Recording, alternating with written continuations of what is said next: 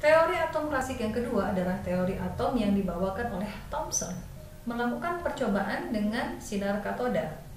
Apa yang Thomson kemukakan dengan percobaannya adalah bahwa atom memiliki unsur partikel pembentuk, bahwa atom memiliki partikel pembentuk yang memiliki muatan negatif yang disebut dengan elektron.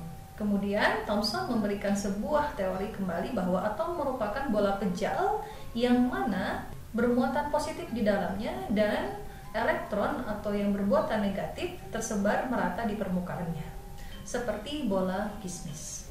Ini adalah gambaran dari teori atom klasik yang dibawakan oleh Thomson, di mana terlihat ada bola yang kemudian seperti bola kismis bermuatan positif di inti, kemudian di permukaan bermuatan negatif yang bisa membelokkan sinar katoda. Menurut Thomson, muatan negatif dan muatan positif sama besar, sehingga atom bermuatan netral. Percobaan berikutnya berkembangkan oleh Millikan. Eksperimen Millikan ini sangat populer dengan sebutan tetes minyak Millikan, yaitu Millikan melewatkan tetes minyak, kemudian minyak itu dilewatkan melalui sebuah sinar dan kemudian dapat terlihat adanya sinar yang menangkap muatan-muatan positif dan muatan negatif. Sehingga dari percobaan tetes minyak Millikan ini kita mendapatkan sebuah angka yang cukup fantastik, yaitu nilai dari muatan elektron, yaitu sebesar 1,6 kali 10 pangkat min 19 Coulomb. Teori atom klasik berikutnya yaitu dilanjutkan oleh dengan Rutherford.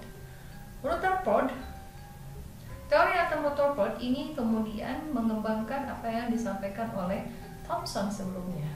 Eksperimen Rutherford ini kemudian disebut juga dikenal sebagai eksperimen Geiger-Marsden.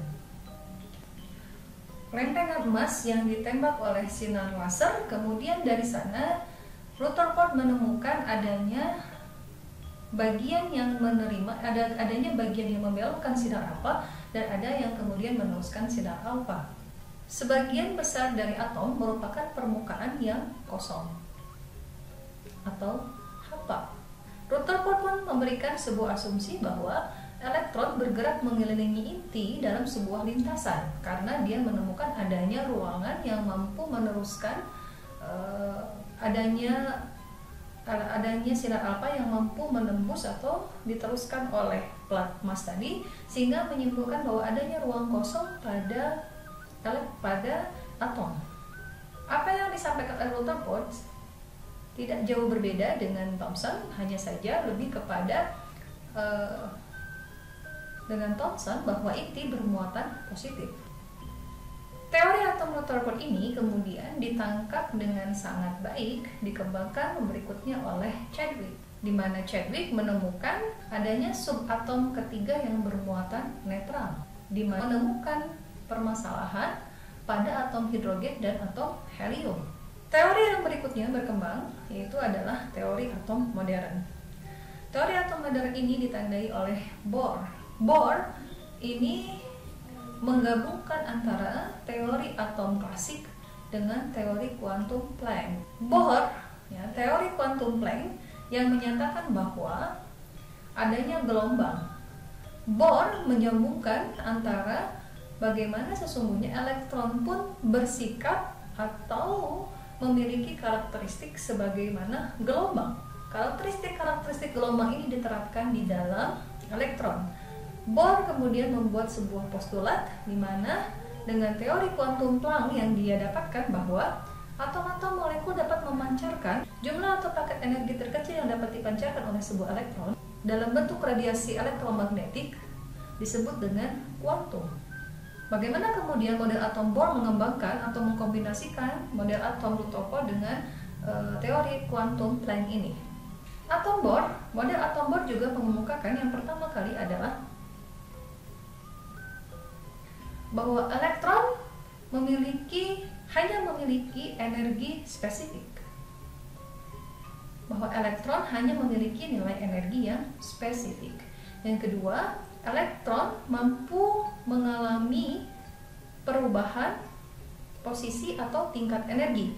Jika elektron berpindah dari tingkat energi tertentu ke tingkat energi yang lebih rendah, maka elektron ini akan melepaskan energi. Dan sebaliknya, jika elektron menyerap energi, dia bisa berpindah dari satu tingkat energi ke tingkat energi yang lebih tinggi. Visualisasi digambarkan jika dibayangkan lapisan elektron dan pusat itu seperti bangunan yang berlantai cukup banyak ya.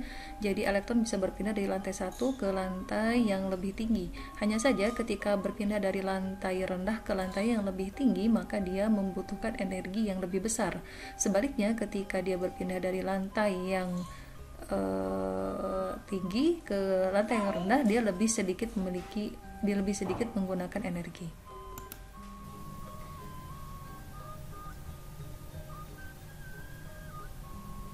Dan kita kenal ini sebagai nilai kuantum, angka kuantum.